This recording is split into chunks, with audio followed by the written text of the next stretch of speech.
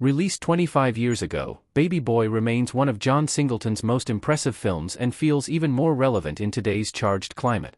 The third part of John Singleton's Hood trilogy, Baby Boy focuses on the daily life of Tyrese Gibson's Jody as he lives in Los Angeles. Despite being a father to two children with two different women, Jody is selfishly focused on his own desires and motivations. He still lives at home with his mother, won't commit to his girlfriend Yvette, and figures out a luxury clothing scheme rather than get a formal job to support his loved ones.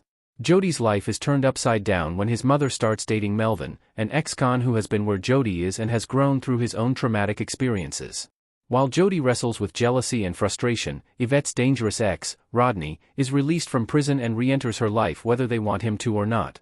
The film is a true spiritual successor to Boys and the Hood and Poetic Justice, with all three currently available through the Criterion Collection as John Singleton's Hood trilogy. Those prior two had larger casts and broader stories, while Baby Boy is a specific deconstruction of a young man that highlights why he needs to grow up. The film takes a more focused approach to a single man's life and perspective, highlighting his growth from the baby boy of the title into an actual man through desperation, revenge, and epiphanies. Given the spread of misogynistic mentalities in places like the manosphere, Baby Boy's themes and morals land harder now than ever. Baby Boy is all about a grown man finally learning to act like it. The themes of Baby Boy are obvious from the dreamy visuals of a fully grown Jody in the womb.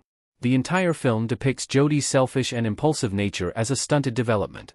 Jody ignores his responsibilities, cheats, and dreams big without actual plans.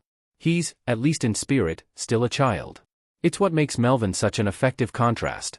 Jody is wiry, scrambles for money, and treats his girlfriend dismissively when he doesn't want something. Melvin is muscular, has his own company, and is a respectful lover to Juanita. The film notably never really takes Jody's side, painting him as the cause of much of his own conflict.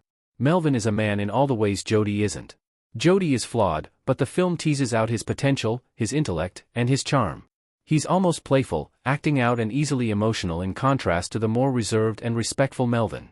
Jody isn't the only weaker man in the narrative, with Rodney in particular standing in as the ultimate example of the kind of person Jody is acting like.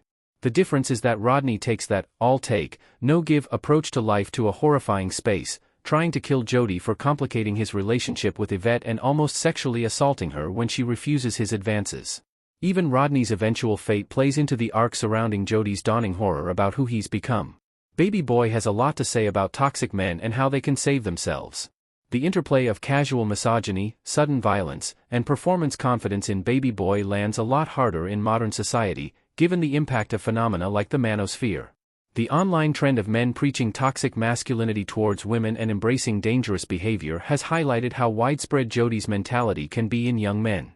Jody's arc in the film is rooted in the realization that his own behavior is why he's so often left scrambling. He has no career because he never went looking for one, lives at home because he can't mature enough to get his own life, and treats his girlfriends with a hypocritical perspective on commitment. In Baby Boy, that mentality is treated as a flaw that men have to overcome. Jody grows more mature while his friend Sweet Pea develops faith in contrast to the bleakness around them.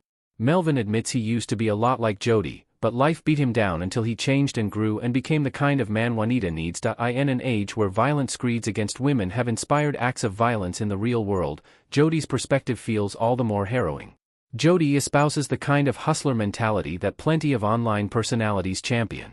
While Jody learns his lessons, that selfish, dismissive, and violent perspective on life has been embraced by a disquieting number of young men.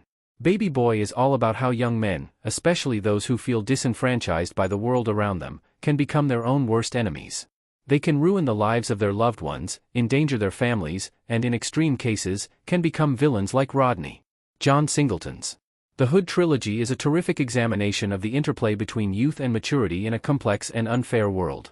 Baby Boy takes that sentiment inwards, reflecting on men who allow themselves to remain immature and cruel.